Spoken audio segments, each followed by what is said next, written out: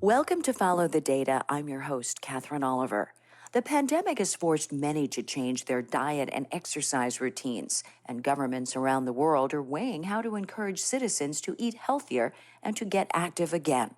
In the UK, Prime Minister Boris Johnson is reviewing a report recommending a salt and sugar reformation tax, a first-of-its-kind policy which would add a £3 tax per kilogram of sugar sold at wholesale and a £6 tax per kilogram of salt sold at wholesale. If enacted, the tax would help fund an expansion of free school meals to 1.1 million more children in Britain. Healthy food policies help move more people toward healthier diets, but a lack of research expertise is a barrier to guiding national policies in countries around the world. The Vital Strategies Healthy Food Policy Fellowship, funded by Bloomberg Philanthropies, supports outstanding PhD candidates from Barbados, Brazil, Colombia, Jamaica, Mexico, or South Africa who are committed to creating healthier food environments through public policy. The fellowship supports students from these countries as they are focus countries for Bloomberg Philanthropies' food policy program.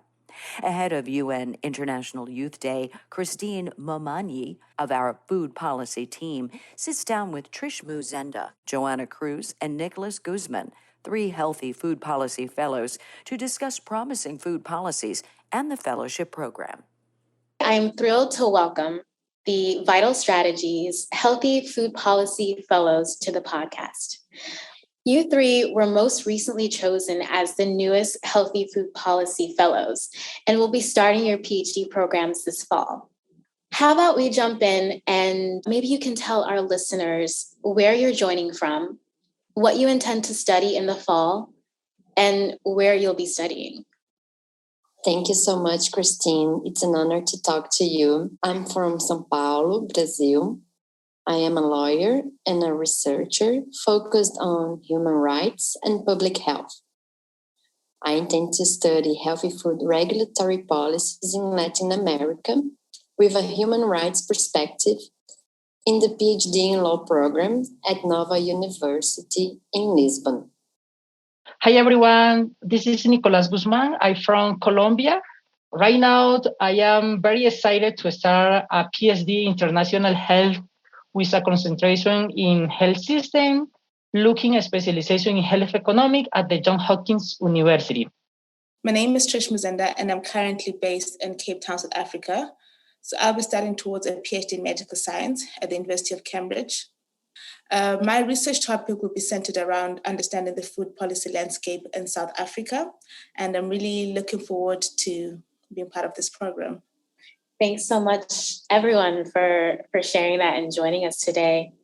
So maybe we can start by transporting our listeners to your countries. Can you tell us a little bit about the food environment in your country, and also tell us how you would like to impact it? I grew up eating traditional homemade Brazilian and Armenian food. Traditional food from Brazil and Armenia is food made with in natura elements, such as a lot of rice, red meat, vegetables. It's very different from the ultra-processed food that is available, for instance, in school breaks.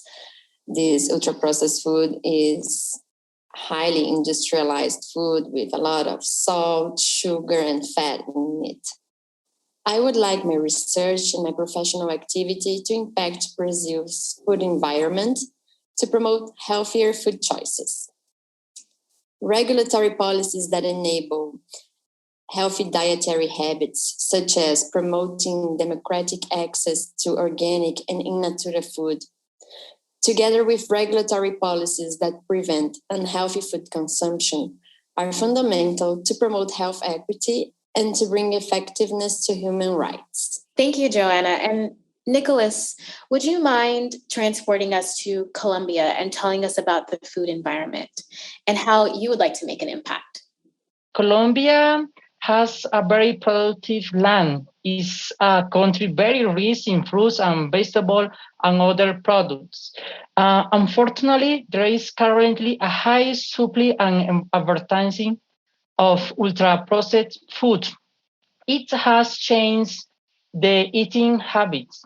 For example, in some very poor areas, people no longer consume water, but rather sugar drink. Because of that, I can't see myself working in food policies and NCD's topics. Of course, I want to work in research. However, I don't want to stay only on that. I want to use my training in public, my training to impact the public policies on health and food. I imagine a food policies that promotes the healthy environment. Thank you, Nicholas. That was really interesting to hear about the sugary drink consumption and how things have changed. And finally, Trish, it would be great if you could answer the same question. Tell us about your food environment and how you'd like to make an impact. I was born and raised in Harare, Zimbabwe. And so growing up, my diet mostly consisted of home-cooked meals prepared by one of my family members. Being home-cooked meals, the traditional meal in Zimbabwe would be your starch, which is usually sadza, sort of a maize meal paste, if you will, vegetables, and a side of meat on the side. And that was pretty much most of my diet growing up. And then when I was now around 18 years old and I moved to South Africa, where I'm currently based, I had this newfound independence and freedom of choice as to what I could actually, on the types of food that I could consume. And so naturally, I think you tend to go for the newer things in your space, right? And so for the first couple of years, I indulged and in your fast food and highly processed food. And reflecting on that now, it was mostly because it was much easier to access, So as a student, you sometimes had a busy schedule, so it was easier to just get the food that's quick, easy, and perceivably more palatable. And based off that experience and where I am now, as I reflect on it, I think one of the things I'd really like to change about the food environment in South Africa is to make healthier food options the easier choice. And so this is different ways of doing it, right? So one of the ways would be to actually just generally increase the availability as well as the pricing of the healthier food alternatives.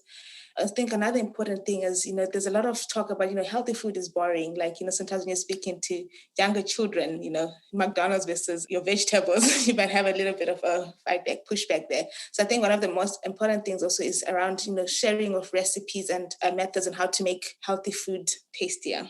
A question that I'd love for you to answer for us is, what does food mean to you? How do you relate to food?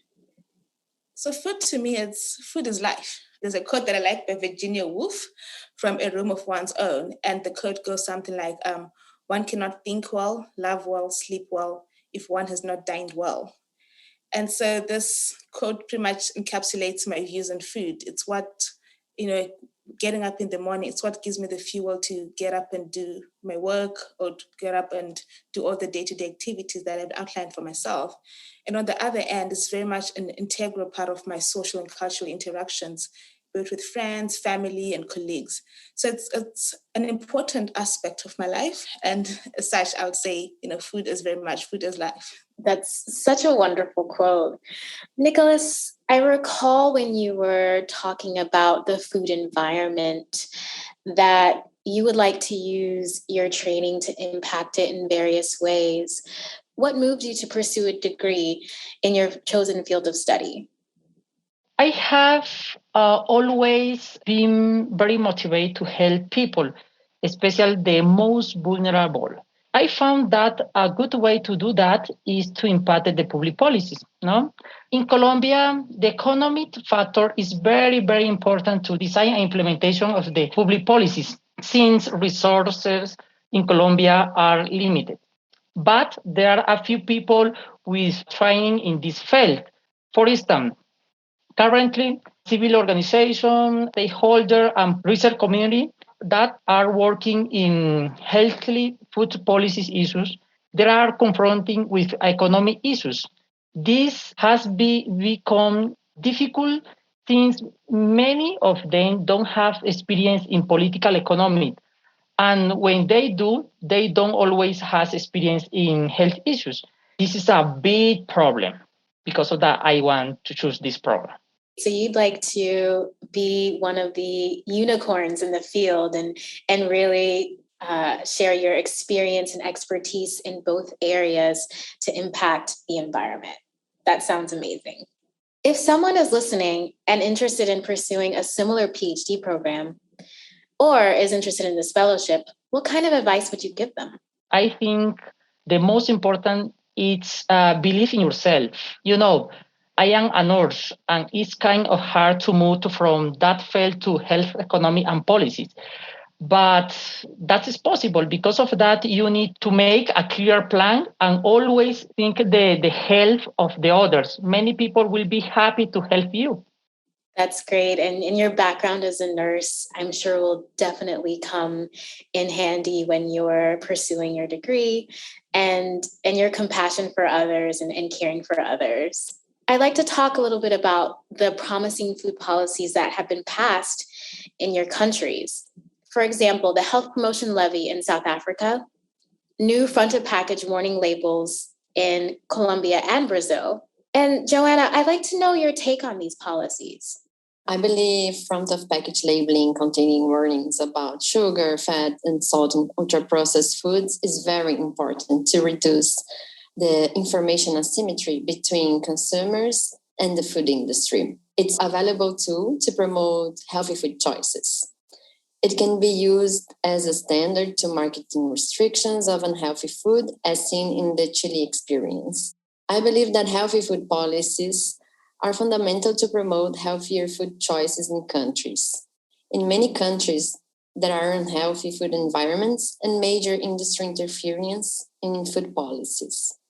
Policies directed to public health are very important to change the scenario in favor of public interest. Healthy food policies can represent an important step in the direction of social justice and democratic access to healthy food choices. I want to say the most important thing to say, these policies also are supported by the evidence. It's a so important thing. This is the way to create healthy environments, which allowed people to choose the healthier foods. Thank you for your thoughts about healthy food policies. And we're so excited to have you in this fellowship and to support you in your future careers. So it would be great if you could tell the listeners a little bit about what it's like being a part of this fellowship. It's an honor to be a Healthy Food Fellow. This is an amazing opportunity, and I couldn't be more grateful to Vital Strategies and Bloomberg Philanthropies. I am very excited to initiate my research, and I hope I can contribute to promote significant public health impact through my PhD research on healthy food policies. For me, being part of the Healthy Food Policy Fellowship has been such an enlightening experience so far. I think one of the things when you're working within the food policy workspace is that it's very diverse and it's very transdisciplinary. And so sometimes one can often feel like you don't really necessarily belong to a specific niche or subgroup within that.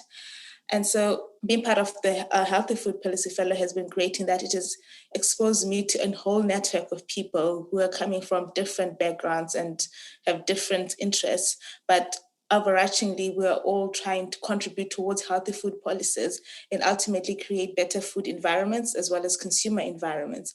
And so that has been something that's really great. Another thing that I quite enjoyed is the information and knowledge sharing within Vital Strategy as well as the other partners. And that so people share what is going on in their part of the world, any new research or any new policy notes or information that's out there. So that's been really great. That's wonderful to hear. Nicholas, what is one thing you hope to gain from this fellowship experience? I hope to learn a lot from my colleagues and generate the opportunity to work together to build international correlation network, because many of the problems are similar across the country. Only, I would say, only the context changes, but the problems are similar. You've told us that you all are going to be studying in a new place, in a new country. It would be great for you to share with us what you're most looking forward to experiencing in this new place. I'm eager to start my studies and to be back to the academic environment. especially in such a great program and university.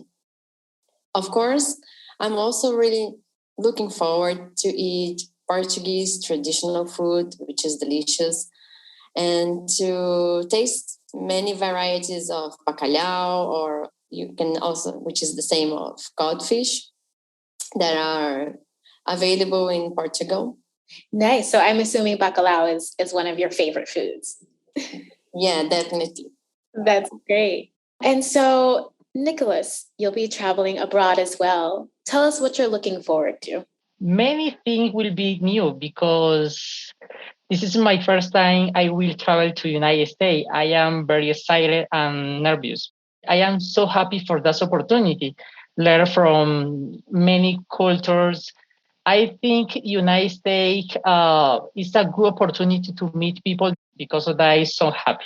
Nicholas, you're going to have an amazing experience in Baltimore. Trish, what are you most looking forward to?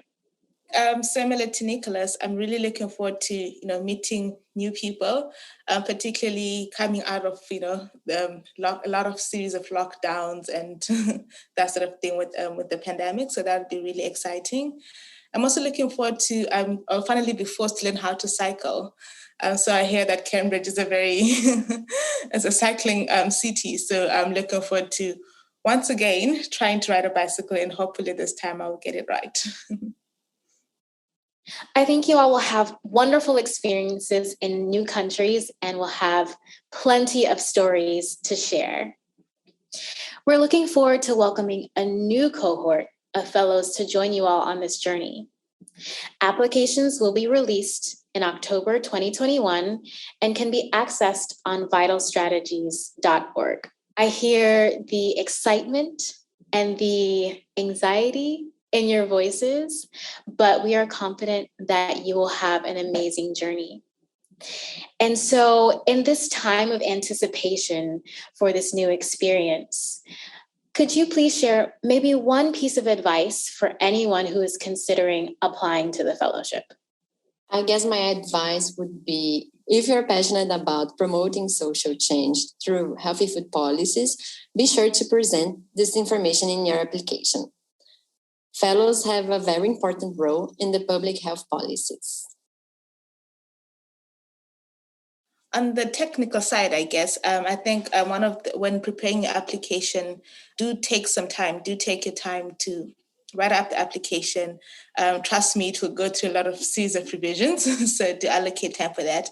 And also just always seek out support when needed. So you can always feel free to ask questions where you don't understand anything within the application process, and someone from the team will definitely reach out to you.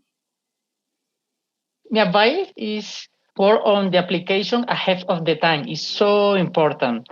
And try to show on your application your passion to impact the public policies. Thanks, everyone. Obviously, you did an amazing job on your applications, and you are now Healthy Food Policy Fellows, and you are the future of food policy. Again, we are so excited to hear from you today, and thank you for joining us. And surely we'll hear from you and see you soon. Thank you. We hope you enjoyed this episode of Follow the Data. You can learn more about the Vital Strategies Healthy Food Policy Fellowship funded by Bloomberg Philanthropies at vitalstrategies.org. Many thanks to Christine Mumanyi, Trish Muzenda, Joanna Cruz, and Nicholas Guzman for joining us. Kindly note the views of the podcast guests are entirely their own, and Bloomberg Philanthropies hasn't independently verified any of the statements made by this week's podcast guests.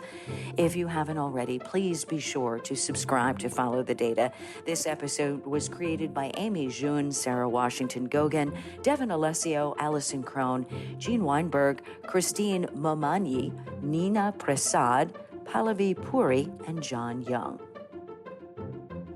As our founder, Mike Bloomberg, says, if you can't measure it, you can't manage it. So until next time, keep following the data. I'm Catherine Oliver. Thanks for listening.